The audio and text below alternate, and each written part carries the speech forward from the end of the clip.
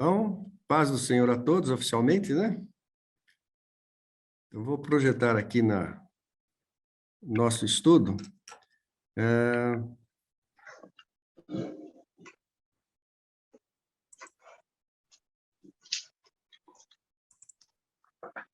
Está aparecendo na tela para vocês? Sim. Ok. Então, nós vamos meditar um pouquinho na oração sacerdotal de Jesus, né? Isso daí está no Evangelho de João, capítulo 17. Então, nós vamos dar uma meditada um pouquinho nesse capítulo 17. Está no livro de Hernandes Dias Lopes e Erival Dias Casemiro, no livro Aprendendo a Orar com Quem Ora. É um livro, se vocês puderem ter aí na cabeceira da cama, é muito bom. Né? Vocês já conheceram lá o pastor Hernandes, já veio pregar o ano passado, né, no aniversário do 49º aniversário da nossa igreja. Ele é uma benção. Então, ele, citando aqui Robert Murray McCain, diz assim: se eu pudesse ouvir a Cristo orando por mim na sala ao lado, eu não teria medo de 1 milhão de inimigos. No entanto, a distância não faz diferença. Ele está orando por mim. Então, nós sabemos que Jesus é o nosso sacerdote eterno e que ele intercede por nós, né? Vejam que Jesus chegou para Pedro e falou assim: Pedro, Satanás pediu a Deus que ia cirandar na tua vida. E eu pedi ao Pai para que não acontecesse isso, né? Para te livrar do mal. Então, veja que ele sempre intercede por nós, né? Então, é importante essa intercessão de Jesus. Quando aprendemos a orar, nós entendemos que orar é um ato de amor. Então, Robert Elliott, Brandt e Zenas, citados também por Hernandes e Arival, ele diz assim: antes de qualquer coisa, a oração é uma questão de amor. Não se trata de encontrar os métodos, as técnicas ou os procedimentos certos para persuadir Deus a fazer aquilo que desejamos. A mais elevada forma de oração é a relação de amor entre dois corações, o do crente e o de Deus, que bate como se fossem um. Andar com Deus na mais doce comunhão da oração é uma relação. Amém? Então, essa aproximação do nosso coração com o coração de Deus, com amor. A oração sacerdotal, que nós vamos ver agora em João 17, 1 a 26, é a mais bela declaração de amor de Jesus pelo seu povo. Vejam, nos capítulos 13 a 16 de João, ele estava lá falando com seus discípulos, e é chegada a hora do sacrifício, da expiação, no momento que o Pai seria glorificado no Filho, antes de ser entregue na mão dos homens para ser crucificado, Jesus ora a oração mais sublime de seu ministério. Esta oração ocorreu logo após as suas últimas instruções que havia passado para os seus discípulos na noite em que foi traído, conforme esses capítulos de João, de 13 a 16. Então, em João 17, de 1 a 26, é a oração sacerdotal. Nós podemos aqui dividir, né, em 3 partes distintas. Dos versículos 1 ao 5, ele ora por si mesmo. Nós vamos ver agora. E dos versículos 6 ao 19, ele ora por seus discípulos. E dos versículos 20 ao 26, ele ora por toda a igreja pedindo a unidade. Então, eu vou pedir, quem pode ler, do versículo João 17, do versículo 1 ao 5, com a Bíblia. Eu não projetei aqui, mas a gente vai acompanhar a leitura. Amém? João 17, de 1 a 5? Isso. Jesus falou essas coisas e, levantando os olhos ao céu, disse: Pai, é chegada a hora, glorifica o teu filho, para que também o teu filho te glorifique a ti. Assim como lhe deste poder sobre toda a carne, para que dê a vida eterna a todos quantos lhe deste. E a vida eterna é esta, que conheçam a ti, só por único Deus verdadeiro e a Jesus Cristo, a quem enviaste, eu glorifiquei-te na terra, tendo consumado a obra que me deste a fazer. E agora glorifica-me tu, ó Pai, junto de ti mesmo, com aquela glória que tinha contigo, antes que o mundo existisse. Então, do versículo 1 ao 5, ele ora por si. Então, olha só, ele pede a glorificação pelo Pai para que também ele glorifique o Pai. Jesus glorificou o Pai em seus milagres e por meio do seu sofrimento e da morte na cruz. Jesus glorifica o Pai sendo obediente a ele até a morte. Então, a glorificação é uma obediência. A cruz revela a glória de Deus de forma plena. Na cruz, contemplamos todos os atributos divinos, sua soberania, sua onipotência, sua justiça, seu amor, a bondade e a misericórdia. Jesus pede que o Pai lhe restitua a glória que ele possuía antes da encarnação. Então, veja o que nós lemos aqui no versículo, que Pai, glorifica-me com aquela glória que eu tinha quando estava contigo, antes. Então, ele pede isso, né? Com a glória que eu tive junto de ti antes que houvesse o mundo, está no versículo 5. Então, esse verbo glorificar significa louvar, honrar, magnificar ou vestir de esplendor. Então, Jesus pede que a glória que ele possuía antes da encarnação, que lhe seja restituída. E o que Deus faz? Deus já falou, eu já estou glorificado e glorificarei. E quando Jesus aqui morre, ele ressuscita num corpo glorificado. Então, ele volta a ter a glória e toda a plenitude que ele tinha antes na criação do mundo, né? Então, vejam que é importante essa primeira parte.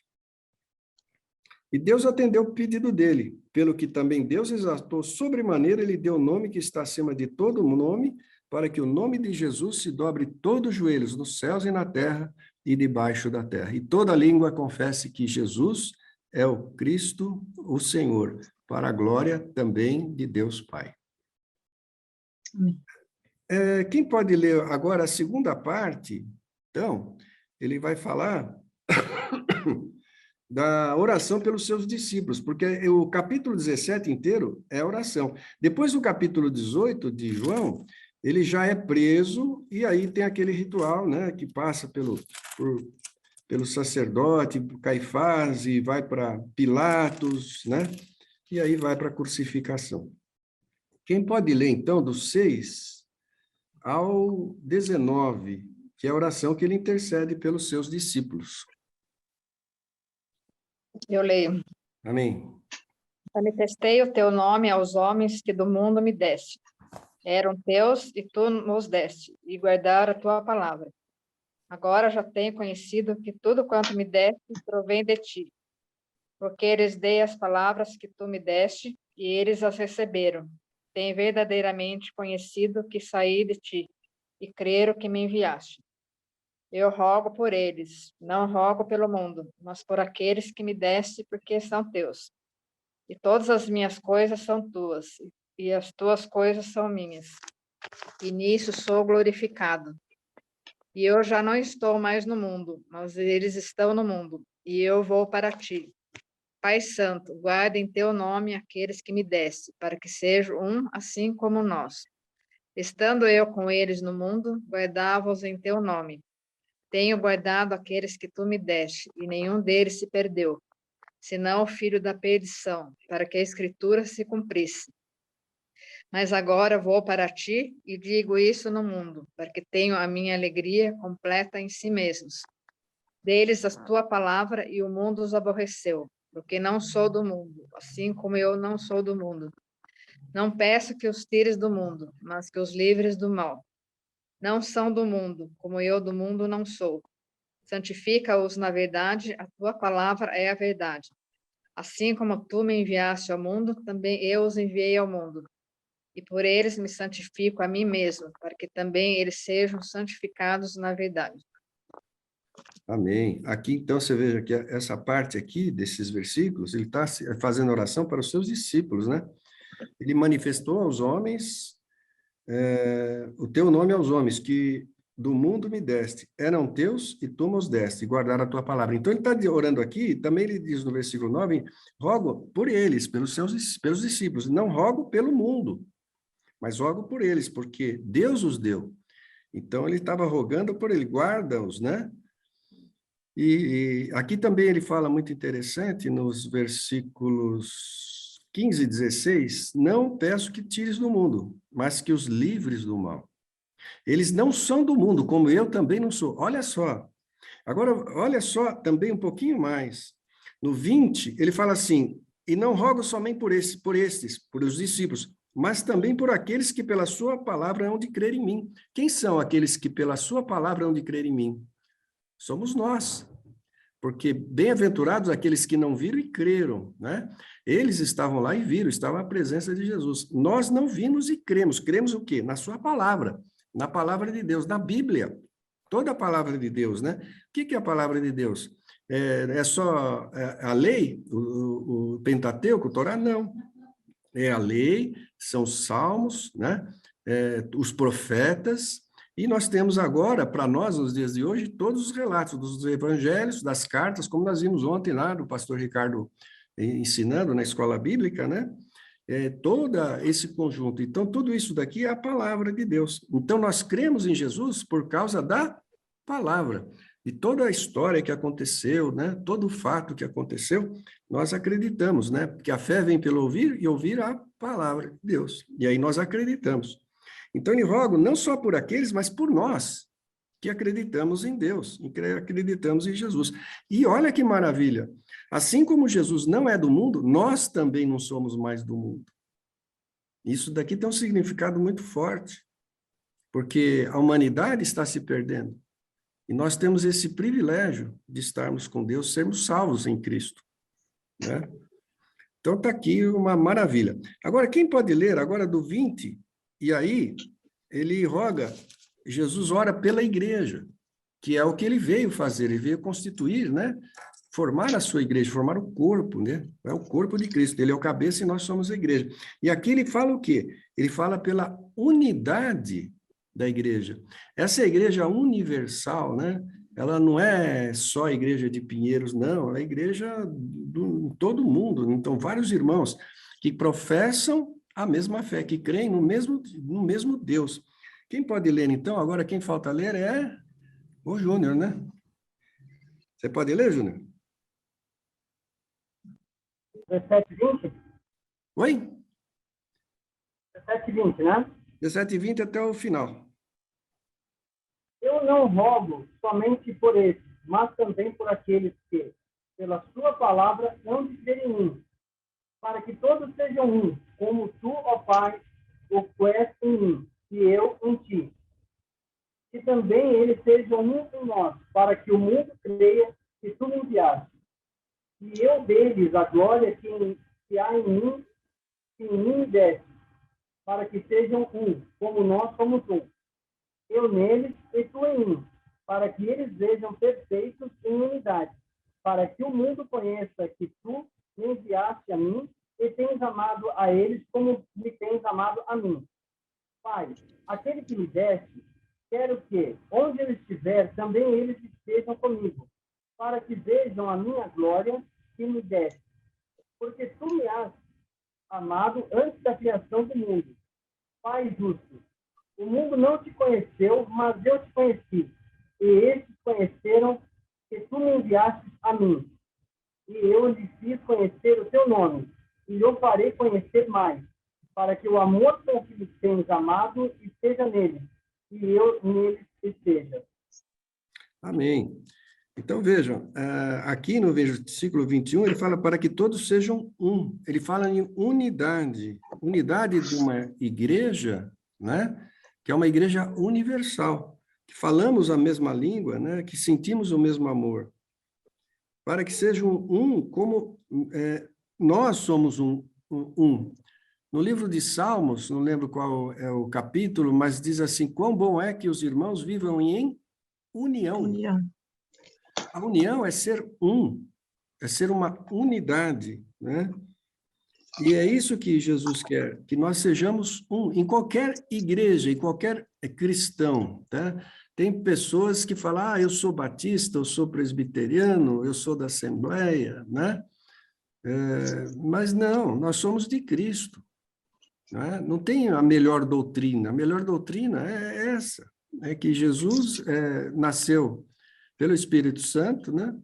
Da linhagem de Davi, né? Estava com Deus desde o princípio, é o João capítulo 1, que era o princípio, era o Verbo estava com Deus. Ele veio, morreu na cruz e ressuscitou dos mortos. E aguardamos agora a segunda vinda de Cristo. Então, nós acreditamos nessa doutrina, né?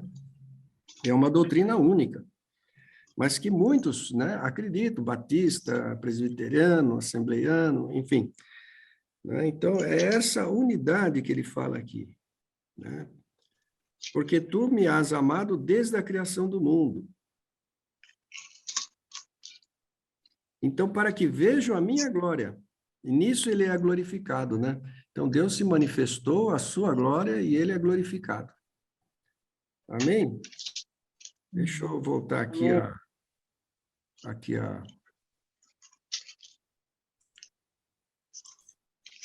Salmo 133. Com bons proados que os irmãos vivam em união. Amém. Isso é união, é a unidade, né? E uma vez a gente estava conversando lá na igreja, lá, e tem heresia, assim, mas num sentido certo da palavra, nós idolatramos a Bíblia, né? Nós temos ela como referência. E o pastor falou agora sobre doutrina. A doutrina é da palavra que nós seguimos, né? É a doutrina da palavra. Amém. Por isso que é importante, nós lemos a palavra e todo dia meditar nela, por quê? Porque se alguém fala alguma coisa que entra nos nossos ouvidos e soa diferente, opa, tem alguma coisa errada aí, precisamos ver isso direito, né? Porque a gente volta sempre para a palavra de Deus, para os ensinamentos que ele nos deu, né? Deixa eu voltar aqui. Bom, já vimos isso aqui, então, versículo 1 ao 5, ele ora por si, dos 6 ao 19, ele ora por seus discípulos, e do 20 ao 26, ele ora por toda a igreja, pedindo a unidade, né? Muito bem. Jesus, então, como nós vemos lá no início, ele é o nosso contínuo eterno sumo sacerdote que intercede sempre por nós. No breve catecismo de Westminster, diz lá que Cristo exerce as funções de sacerdote, oferecendo-se a si mesmo uma vez em sacrifício para satisfazer a justiça divina, reconciliar-nos com Deus e fazer contínua intercessão por nós. Ele intercede por nós, ele está até hoje. A qualquer momento, se você precisar, de noite, de madrugada, ele está intercedendo por nós. Então, está lá em Hebreus 4, 14 a 16, que ele é o sacrifício perfeito pelos nossos pecados.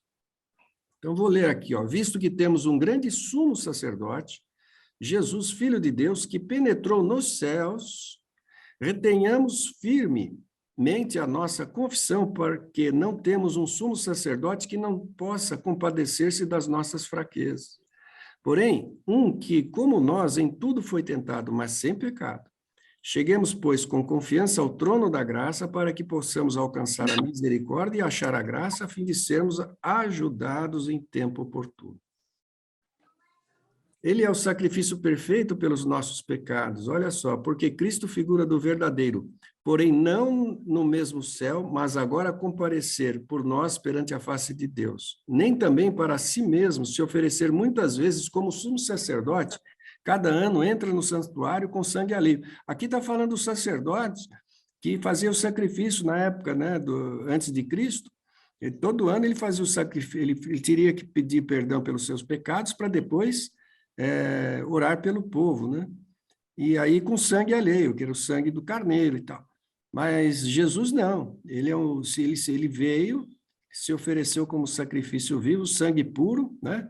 Sem mácula, sem pecado. Então, ele diz assim, de outra maneira, no Hebreus, né? De outra maneira, necessário lhe fora padecer muitas vezes desde a fundação do mundo, mas agora, na consumação dos séculos, uma vez se manifestou para aniquilar o pecado pelo sacrifício de si mesmo.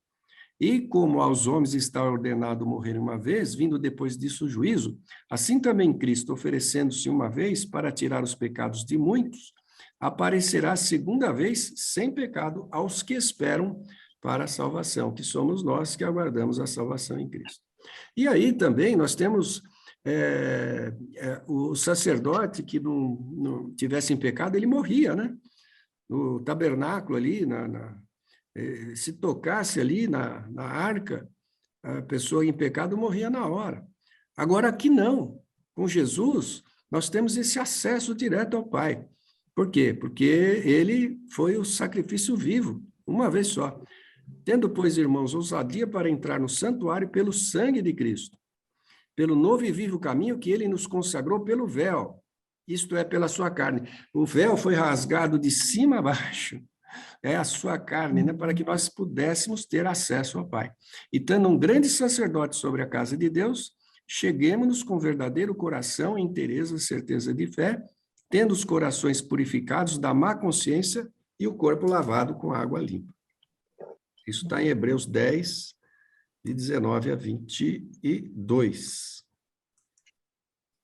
E, por fim, Jesus é o sumo sacerdote perfeito. Jesus é o sacerdote perfeito porque ele continua intercedendo por nós, continuamente, sem interrupção. Ele é o nosso eterno intercessor. Portanto, também, Hebreus 7, 25 diz, portanto, pode também salvar perfeitamente os que por ele se chegam a Deus, vivendo sempre para interceder por eles. Quem vivendo sempre para interceder por eles? Jesus. Então, está sempre de prontidão, a qualquer momento, a qualquer hora, em qualquer lugar do mundo, qualquer crente, qualquer cristão que invocar o nome do Senhor, né? Tudo que nós pedimos para a glória de Deus, ele nos faz, né? Amém? Amém. Alguém quer comentar alguma coisa, acrescentar? Paz, Eliana, tudo bem?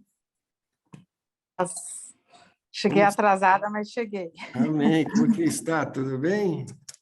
Tudo. Estamos aqui na luta, na Amém. vitória. Amém. A luta nós temos, não tem jeito. Problema sempre vamos ter, né? Mas ele estará conosco sempre. Amém. Amém. Alguém quer comentar algum sobre o tema de hoje? Dúvida? Diga, Júnior. Eu concordando com a palavra de hoje, da oração bem explicativa da primeira parte que o senhor falou, né, dividida, o capítulo, né? E é interessante essa analogia que o pastor falou, nunca tinha pensado nisso. Da divisão do capítulo. Amém. Esse é um capítulo, é a oração sacerdotal que merece a gente meditar, né, com mais calma, ler cada versículo, né, em oração. Tem muito ensinamento, tem muita riqueza ali, né? Nós passamos assim rapidamente, uma pincelada assim por cima, mas é importante mais para a gente ter uma ideia, né? Depois a gente lê com mais calma, que tem mais profundidade aí. Sempre Deus nos revela pelo seu Espírito Santo. Amém.